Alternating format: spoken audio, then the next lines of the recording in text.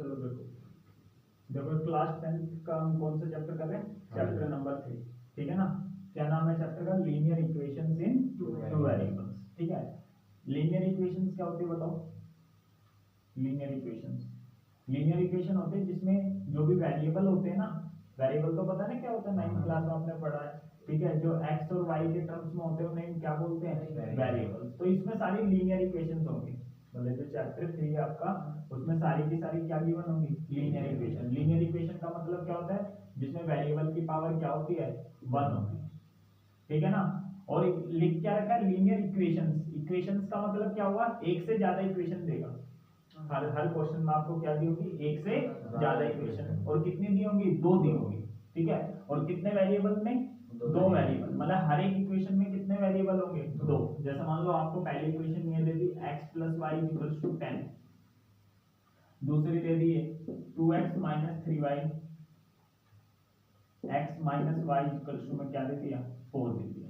तो ये 2 इक्वेशन है। देखो लीनियर इक्वेशन है ये दोनों, बताओ है या नहीं? लीनियर इक्वेशन है। कैसे है? यहाँ पर भी x की पावर 1 है, यहाँ पर y की पावर 1 है, यहाँ भी 1 है, यहाँ पर भी क्या है? 1। तो लीनियर इक्वेशन हो गई। और कितने वेरिएबल में है? 2 वेरिएबल में है। तो 2 वेरिएबल है नहीं है, x और y। तो हर एक क्वेश्चन आपको ऐसे ही दिया होगा। ठीक है, हर क्वेश्चन में आपको कितनी इक्वेशंस गिवन होंगी? 2 इक्वेशंस गिवन होंगी, और आपको x और y की क्या निकालनी है? वैल्यू। चलो मेरे को बताओ ऐसी 2 वैल्यू बताओ जिनको प्लस करके 10 आ रहा हो और माइनस करके क्या आ रहा हो? 4 आ रहा हो। बताओ ऐसी कौन सी 2 वैल्यू होती है? 2 नंबर्स बताने, प्लस करके 10 माइनस करके 4। तो बताओ क्या हो जाएगा? क्या हो जाएगा बताओ? 7 और 3। देखो 7 + 3 कितना हो गया? 10। 7 - 3 कितना हो गया? 4। ठीक है, आगे देखो और कोई ऐसी वैल्यू बन सकती है इसकी? नहीं बनेगी। ठीक है, तो इस वाली इक्वेशन के कितने सॉल्यूशन आए? एक। Only one solution. Only one solution. कितने सॉल्यूशन आया? एक ही सॉल्यूशन आया इसका। आगे तक समझो। अच्छा इसकी बताना, जैसे x + y करके क्या आ रहा है? 10 आ रहा है आपका। ठीक है, आगे तक समझ में नहीं है? अच्छा यहाँ बताओ 2x + 2y = 20। इसमें बताओ ऐसी वैल्यू बतानी है जिसमें x + y दो संख्याओं का सम कितना हो? 10, और उनके पहली संख्या का दुगना और दूसरी संख्या के दुगने का प्लस करके कितना रहा? 25। 5 और 5। क्या और कोई वैल्यू हो सकती है? 5 और 5 10, 5 2 10 और 5 2 10। 10 और 10 कितना हो गया? 20। और कोई वैल्यू हो सकती है? हो सकती है। 6 और 4 ले लो। 6 और 4 क्या हो गया? 10। यहाँ देखो 6 रखो, 6 2 जा 4 2 जा 12 और 10 कितना हो गया? और हो सकती है? बताओ फिर। 3 7 ले लो। 3 और 7 कितना हो गया? 10। 3 2 जा 6, 7 2 जा कितना हो गया? 14 और 6 कितना हो गया? 20। और हो सकती है? कितनी हो सकती है? इनफाइनाइट। बहुत सारी हो सकती है। तो इसके कितने सॉल्यूशन आए? Infinite many solutions. कुछ भी लिख लो, या तो इनफाइनाइट सॉल्यूशंस लिख लो या फिर क्या लिख लो? Many solutions. तो इन 2 इक्वेशनों के कितने सॉल्यूशंस है? मैनी सॉल्यूशंस है। आगे तक समझ में नहीं? थर्ड देखो x + y कितना है? 10। या मैंने लिख लिया x + y = 3। इसके कितने सॉल्यूशंस आएंगे?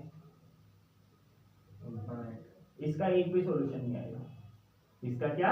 एक भी सॉल्यूशन नहीं आएगा। क्यों? कैसे नहीं आएगा? मैं आपको क्या कह रहा हूँ कि दो संख्याओं को प्लस करके 10 लाना है, फिर यहाँ प्लस करके कितना लाना है? 3। क्या ऐसा पॉसिबल है? अरे पहले 10 आ गया, मान लो 8 और 2 रख के कितना आ गया? 10। तो यहाँ पर 8 और 2 रख के कभी आएगा ही नहीं। तो इसके कितने सॉल्यूशन आए? 0। मतलब नो सॉल्यूशन लिख सकते हो। कितने सॉल्यूशन? No solution. आगे तक समझ में? बोलो।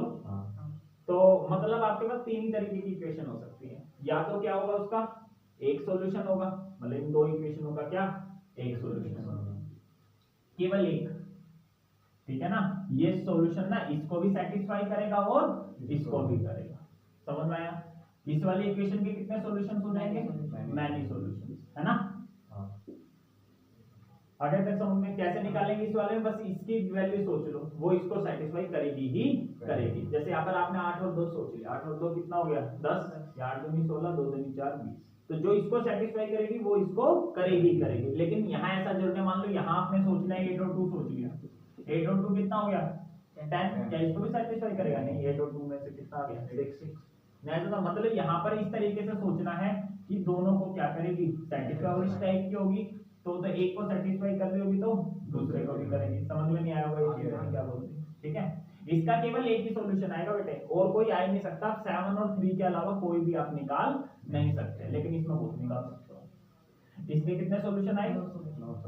एक भी सॉल्यूशन नहीं आएगा इसका, ठीक है। अब हमको कैसे पता लगेगा कि किसके मैनी सॉल्यूशन होंगे? ये हम डायरेक्ट देख के बता सकते हैं, निकालने की जरूरत नहीं है। हालांकि निकालना सीखोगे, जो आपने 7,3 निकाला है ना, ये इसको निकालने के कितने तरीके होते हैं? 4 तरीके होते हैं, ठीक है। ये जो 7 और 3 आपने निकाले, इसको निकालने के कितने तरीके होते हैं? 4। कौन कौन से मेथड होते हैं? पहला होता है एलिमिनेशन मेथड। पहला कौन सा होता है? Elimination method. दूसरा कौन सा मेथड होता है? दूसरा होता है आपका सब्स्टिट्यूशन मेथड। कौन सा मेथड होता है? Substitution method. समझ में आया? इस चैप्टर में पता लगा आपको करना क्या है? सॉल्यूशंस निकालने हैं। इसके तो सॉल्यूशन क्या निकलेगा? एक ही निकलेगा, तो मेन ये निकालना है। इसके तो बहुत सारे निकल जाएंगे, तो इसका तो निकालना पूछेगा नहीं, क्योंकि तो इसके तो क्या है बहुत सारे है ना, तो इसमें क्या पूछेगा? इसमें नहीं पूछ सकता। हाँ, इसमें पूछ सकता है, इसके तो सॉल्यूशन ही निकलेंगे, तो इसमें क्या पूछेगा? आगे तक समझे? तो मतलब आपको हर एक क्वेश्चन ऐसा ही होना चाहिए, तभी उसके सॉल्यूशन निकल पाएगा। निकल इसके भी जाएंगे कि, लेकिन इसके तो आप वैसे ही निकाल लोगे बहुत सारे, ठीक है। ये जो 4 मेथड बता रहा हूं ना मैं, एलिमिनेशन मेथड, सब्स्टिट्यूशन मेथड, तीसरा बताओ कौन सा होता है? बोलो। Cross multiplication method. कौन सा होता है? क्रॉस मल्टीप्लिकेशन मेथड, ठीक है। और फोर्थ आपका कौन सा होता है? Graphical method. कौन सा होता है? Graphical method. समझ गए? ये 4 मेथड होते हैं, ठीक है। आगे तक समझ में नहीं है, ठीक है। अब सबसे पहले हम कौन सा मेथड कर रहे हैं? ग्राफिकल मेथड कर रहे हैं। कौन सा कर रहे हैं? ग्राफिकल मेथड में। अच्छा, सबसे पहले तो हम क्या डायरेक्ट बता सकते हैं किसी भी इक्वेशन के। जैसे मैंने कोई भी इक्वेशन लिख दी, जैसे ये लिख दी मैंने कोई भी इक्वेशन, 2x + 3y = 10 और x - y, कुछ भी लिख दो, 2x - 1y = 5। आपको कोई पूछे बस ये बता दो मुझे इतना, इस इक्वेशन के 1 सॉल्यूशन होगा, मैनी सॉल्यूशन होगा या नो सॉल्यूशन। सिर्फ देखने से बताना है। क्या बता सकते हो आप? अभी नहीं बता सकता भाई, लेकिन 5 मिनट बाद बस बता दोगे। अभी कुछ कॉन्सेप्ट बता रहा हूँ, उसके बाद आपको पता लग जाएगा कि कौन सा सॉल्यूशन होता है। नहीं आया समझ में? अब मैं आपको बताऊँ क्या करवा रहा हूँ, सॉल्यूशन निकालने नहीं बता रहा, अब मैं आपको बता रहा हूँ क्या, एक बार में हाँ देख के बता देंगे कि इसका 1 सॉल्यूशन होगा, मैनी सॉल्यूशन होगा या नो सॉल्यूशन होगा। नहीं समझ में?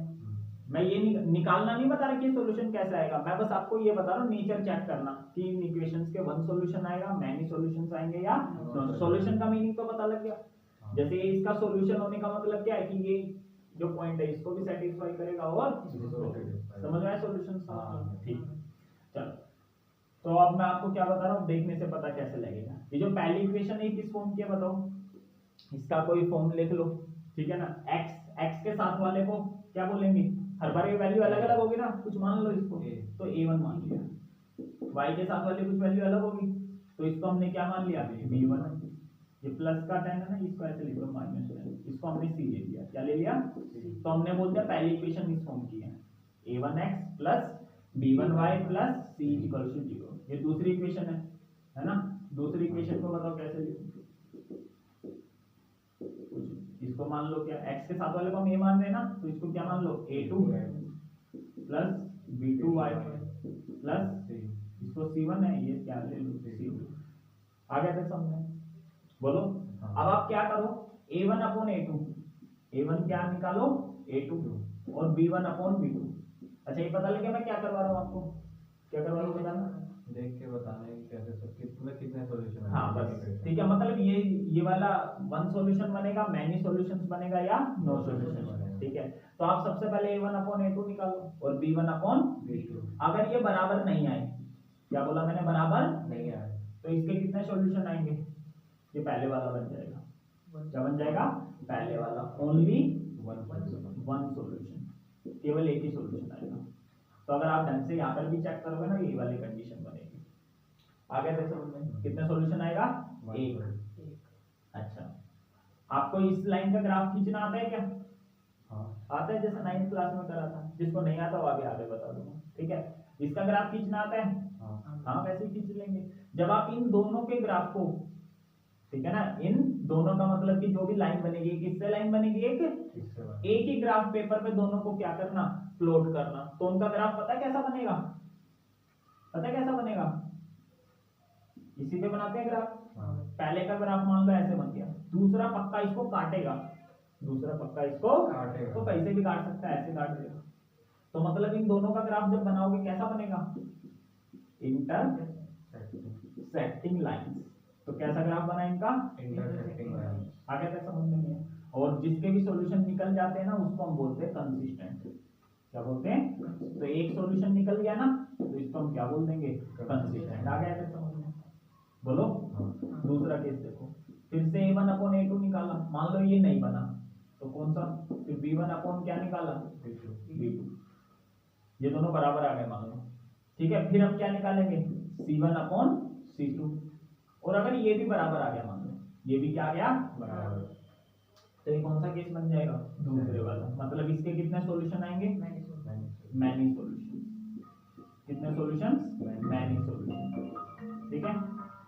और यहाँ तक बता दो। चलो आगे देखो, a1/a2 निकाला, b1/b2 और c1 अगर तीनों बराबर आ गए तो कितने सॉल्यूशंस आएंगे? Many solution. क्या आएगा? मैनी सॉल्यूशन, ठीक है। अब ग्राफ, अब क्या है? ग्राफ की बारी। मान लो आपने पहली लाइन का ग्राफ खींच दिया, ये खींच दिया मान लो, समझ में आया? ये किसका ग्राफ खींच दिया? पहली लाइन। जब दूसरी का खींचोगे ना, तो इसी के ऊपर आ जाएगा।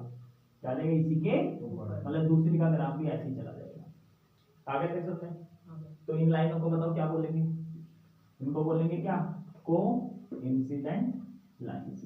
क्या बोल देंगे? Coincident lines. आ गया देख समझ में या नहीं आया? और इसके भी सॉल्यूशन निकले या नहीं निकले? निकले ना। तो जिसके भी सॉल्यूशन निकलते हैं उसे हम क्या बोलते हैं? कंसिस्टेंट। क्या बोलते हैं? कंसिस्टेंट। आ गया समझ में? बोलो। कोई दिक्कत है क्या? नहीं।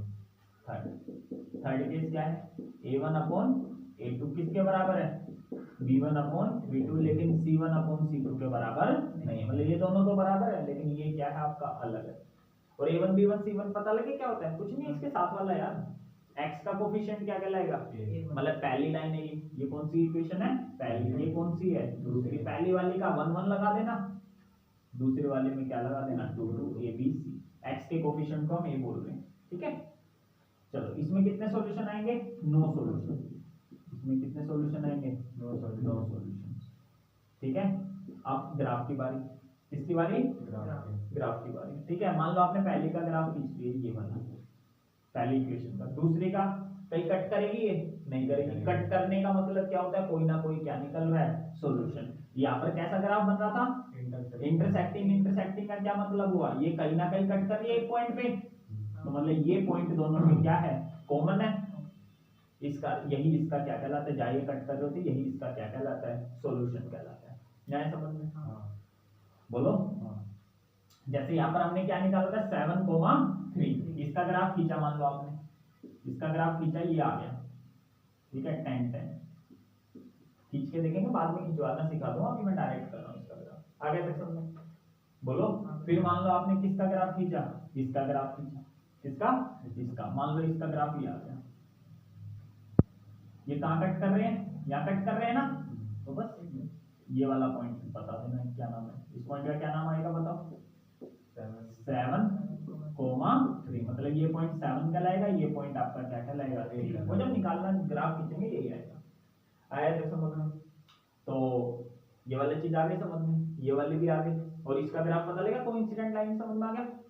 ठीक है, उसी के ऊपर बनेगा। यहाँ देखना आप कैसा बनेगा, ठीक है। इसका भी देख लो। जब इसका ग्राफ मान लो आपने खींचा, ये भी 10 है, ये भी 10 है। जब इसका खींचोगे ना, तो सेम ही पॉइंट आएगा, इसी के ऊपर आ जाएगा। तो ये सारे इसके सॉल्यूशन है, मतलब ये भी इसका सॉल्यूशन है, ये भी इसका सॉल्यूशन है, ये भी इसका क्या है? सॉल्यूशन। मतलब लाइनों के ऊपर जितने पॉइंट होंगे सारे के सारे इसके क्या कहलाएंगे, Solutions। सॉल्यूशंस कहलाएंगे। समझ में आ गया। लेकिन अब इस केस में क्या होगा, इस केस में पहला ग्राफ ये खींच दिया, दूसरा इसके पैरेलल चला जाएगा, चाहे ऐसे चला जाएगा चाहे इधर चला जाएगा, इसके क्या आएगा, पैरेलल आएगा। नहीं समझ में? तो यहाँ ग्राफ कैसा बनता है, कौन सा लाइन, पैरेलल लाइन। बोलो आए समझ में? यहाँ सॉल्यूशन निकले नहीं निकले तो इसको क्या बोलेंगे, इनकंसिस्टेंट। इनकंसिस्टेंट आया समझ में या नहीं आया? तो ये अभी हम कौन सा कर रहे हैं, ग्राफिकल मेथड भी नहीं करते, अभी हम सीधा देखना बता रहे हैं नेचर ऑफ रूट्स, किसका वन सॉल्यूशन आएगा, मैनी सॉल्यूशंस आएगा या फिर नो सॉल्यूशन आएगा। नहीं आया समझ में? फिर उसके बाद ग्राफिकल मेथड आपका कौन से 3.2 में, एक इसमें 3.2 में, ठीक है। फिर एलिमिनेशन मेथड आपका कौन सा है, ये वाला 3.3 में सब्स्टिट्यूशन मेथड, एलिमिनेशन मेथड है 3.4 में, और क्रॉस मल्टीप्लिकेशन मेथड कौन सा है 3.5 में। फिर एक एक करके सीखना आपको, आगे सबको समझ में? चलो अब आया ये समझ में? बस इतना ही है, ये सब चीजें आपको याद रहेंगी, पूरा चैप्टर की समझिए ये मैंने, ठीक है। तो अब तो बता दो ये जो क्वेश्चन आपको मैंने दिया था इसके क्या आएंगे, कौन से सॉल्यूशन आएंगे, बताओ कौन से सॉल्यूशन आएंगे। a1 की वैल्यू बताओ क्या है, 2 x का, x थोड़ा ना, x के साथ वाला होता है a1 है ना। b1 की वैल्यू बताओ क्या है, 3, c1 की वैल्यू बताओ क्या है, -10। समझ में आ गया। a2 की वैल्यू बताओ क्या है, 2, b2 की वैल्यू बताओ, है ना, c2 की वैल्यू बताओ।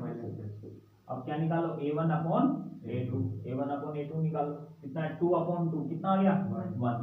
फिर b1 अपॉन b2 निकालो, क्या आया 3 अपॉन -5, 3 अपॉन बराबर है क्या ये दोनों, तो मतलब पहला केस बन गया, क्या बन गया, इसका वन सॉल्यूशन आएगा। इसका क्या आएगा, जब सॉल्यूशन निकालना सीखेंगे तब कर लेंगे, याद है, बताओ कोई दिक्कत है? अब उतार लो आराम से। चलो देखो एक्सरसाइज कौन सी है, 3.1। देखो एक्सरसाइज 3.1 में तो आपको इक्वेशंस बनानी है, क्या बनानी है, इक्वेशन बनानी है, ठीक है, कोई दिक्कत नहीं है ना। तो इसे अभी हम नहीं कर रहे, अभी क्या कर रहा हूँ मैं 3.2, क्योंकि अभी मैंने जो आपको ये कॉन्सेप्ट्स बताए ना, ये किससे रिलेटेड है, एक्सरसाइज 3.2 से रिलेटेड है। चलो फर्स्ट क्वेश्चन पढ़ो ऊपर, ठीक है, उधर कर दो। Form the pair of linear equation the following, इसमें भी भैया इक्वेशन बनानी है, फर्स्ट के दोनों पार्ट्स में क्या बनानी है, वो बाद में कर लेंगे, ठीक है। सेकंड क्वेश्चन पढ़ो, 3.2 का कौन सा क्वेश्चन, सेकंड क्वेश्चन। जो कॉन्सेप्ट बताए ना उनके ऊपर है, ये तो इक्वेशन बनानी है, एक बार इक्वेशन आपको बनानी आती है सारे कर जाएंगे, ठीक है। तो जो मैंने स्किप करवाए ना आपको क्वेश्चन, ये सारे क्या है, इक्वेशन बनाने वाले हैं, ठीक है। चलो देखो सेकंड क्वेश्चन में क्या करें, on comparing the ratio a1 upon a2, b1 upon b2 and c1 upon c2, find out, क्या फाइंड आउट करना है, whether the lines representing the following पर इंटरसेक्ट कर रहे हैं, पैरेलल कर रहे हैं या कोइंसिडेंट है। देखो अगर ये वाला केस बनेगा तो कौन सा है, इंटरसेक्ट कर रहे हैं, ये वाला केस है तो कोइंसिडेंट, अगर ये वाला केस है तो पैरेलल। समझ गए। चलो देखो, तो इसका एक पार्ट करवा देता हूँ, बाकी आप कर सकते हो, ठीक है। कौन सा पार्ट करा बताओ, थर्ड करवा लेते हैं। देखो क्या लिख रखा है, 6x minus 3y plus 10 equals to 0। Next, बाकी होमवर्क आपके दो पार्ट, ठीक है। चलो निकालो, a1 की वैल्यू बता दो फटाफट, 6, a1 upon a2, b1 upon b2। a1 की वैल्यू क्या है 6, या a1 की जगह रख दो 6। a2 की वैल्यू क्या है 2, बोल तो नहीं जाओगे। b1 की वैल्यू क्या है c1 की वैल्यू बताओ क्या है -1, कुछ नहीं होता तो क्या है -1। समझ में आ रहा है सबको, काटो इसको, बराबर आ गए नहीं आ गए, तो ये तो बन नहीं सकता, ये बन सकता है क्या, पहला तो तब बने जब ये दोनों बराबर नहीं होंगे। अब या तो ये बनेगा या ये, तो यहाँ c1 अपॉन c2 भी निकालो, ये तो बराबर आ गए, ये तो पता लग गया। c1 कितना है 10, c2 कितना है 9, तो ये इसके बराबर आया नहीं आया, ये दोनों तो बराबर है, क्या ये इसके बराबर है नहीं, तो इसको काट दो। तो ये कौन सा केस बन गया, पैरेलल लाइंस, तो ये आप नाम करोगे पैरेलल लाइंस। कर लोगे बाकी के दो पार्ट, जल्दी उतारो। देखना थर्ड में क्या बताना है, थर्ड में बताना है क्या, on comparing the ratio a1 upon a2 b1 upon b2 and c1 upon c2 find out whether the following pair of linear equation are consistent और इनकंसिस्टेंट। तो आपको बस बताना है कंसिस्टेंट है या Inconsistent। तो कंसिस्टेंट वाला कौन सा है, जिसके सॉल्यूशन हाँ जिनके सॉल्यूशन आ जाए, तो इसके भी सॉल्यूशन आते हैं, लिख रखा है कंसिस्टेंट, इसके भी सॉल्यूशन, तो ये मतलब ऊपर वाले दो केस होंगे तो कंसिस्टेंट, ये होगा तो इनकंसिस्टेंट। समझ में आ गया। हाँ। मैं थर्ड पार्ट करवा रहा हूँ इसको, अपॉन में है ना ये, तो 3/2x आगे 5/3y इक्वल्स टू, देखो कोई दिक्कत हो ना तो पहले एलसीएम ले लिया करो, एलसीएम लेके क्या बना लो, छोटा बना लो, अपॉन में अगर आपसे कैलकुलेशन नहीं होगी तो कर लो। 2 3 का एलसीएम कितना आता है, 6 आता है नहीं सोल्व करना तो, जिसको नहीं आता देखो उसके लिए बताता हूं। 6 लिख लिया एलसीएम, 6 को 2 से डिवाइड करो, कितना आएगा 3 3 3 जा 6 को 3 से डिवाइड करोगे 2 2 5 जा 10y, तो ये हो गया आपका 9x plus 10y, cross multiply हो जाते हैं, 6 7 जा 40। क्या ये इस फॉर्म में आ चुका है, नहीं आ चुका है, बताओ ये इस फॉर्म में आ गया नहीं आ गया, नहीं आया अभी। बराबर में क्या होना चाहिए, 0 यहाँ है इक्वल्स टू 0 नहीं है ना, इक्वल टू 0 प्लस का 42 इधर आके सिंपल बन गया क्वेश्चन। दूसरी इक्वेशन भी अपॉन में है क्या, नहीं ये अपॉन में नहीं,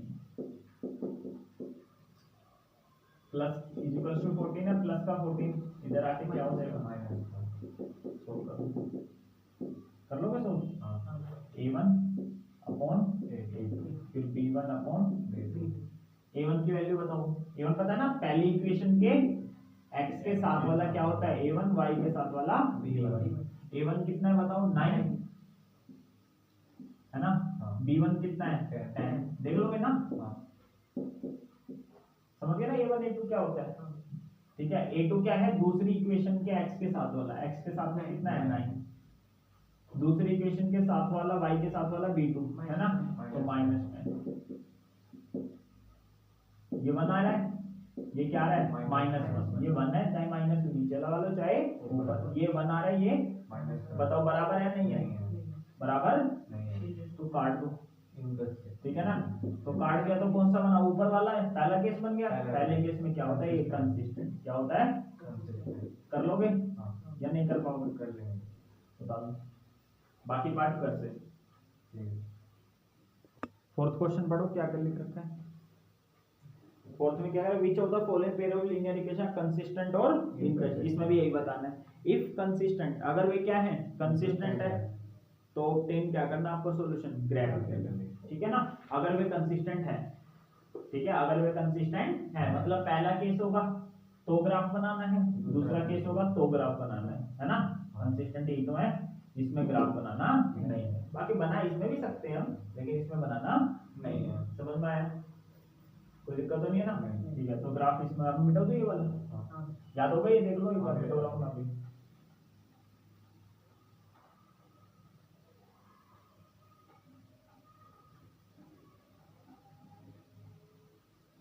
a1 b1 c1 पता लग गया ना, पहली इक्वेशन में x के साथ वाला क्या हो जाएगा a1, y के साथ वाला b1 और अलग से c1, और साथ वाले का मतलब कोफिशिएंट होते हैं। फोर्थ क्वेश्चन, ठीक है, फोर्थ का बताओ कौन सा पार्ट करो,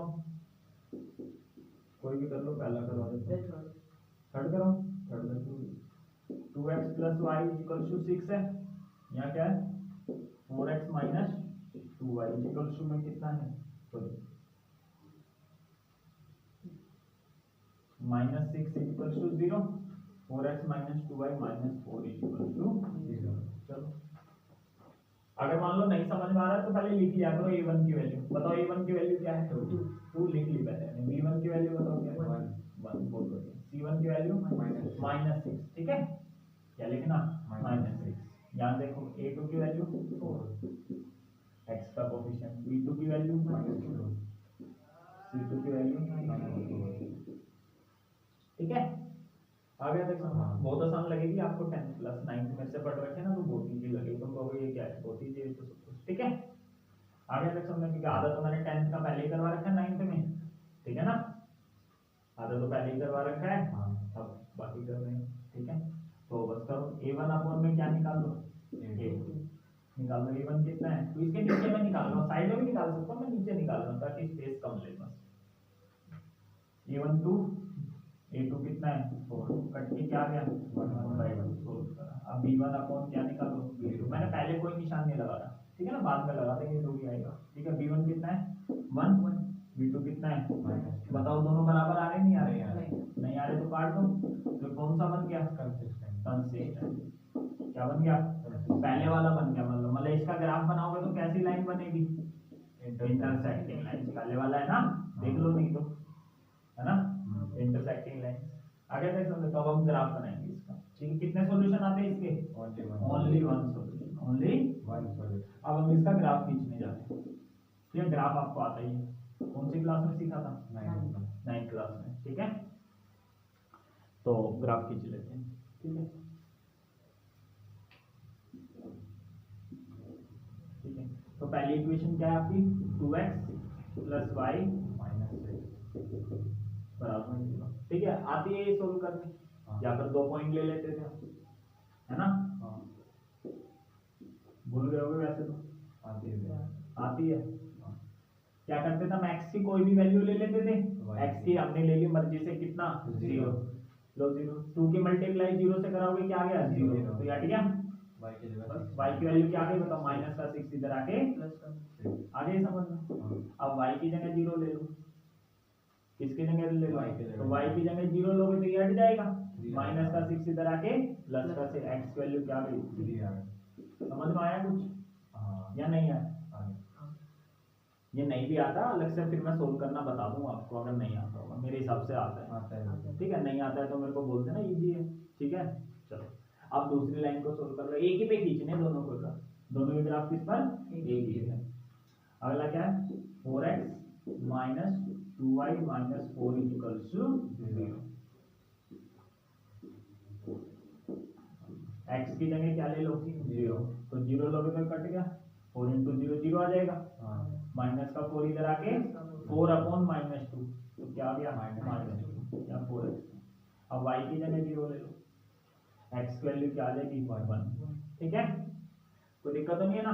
तो बस x की वैल्यू मैक्सिमम कहाँ तक है 3 तक, y की कहाँ तक है 6 तक, 3 तक है ना 0 1 0 1 3, या y की मिनिमम वैल्यू है -2 तक, तो y 6 तक ले लो। y का मतलब यही होता है ना भाई,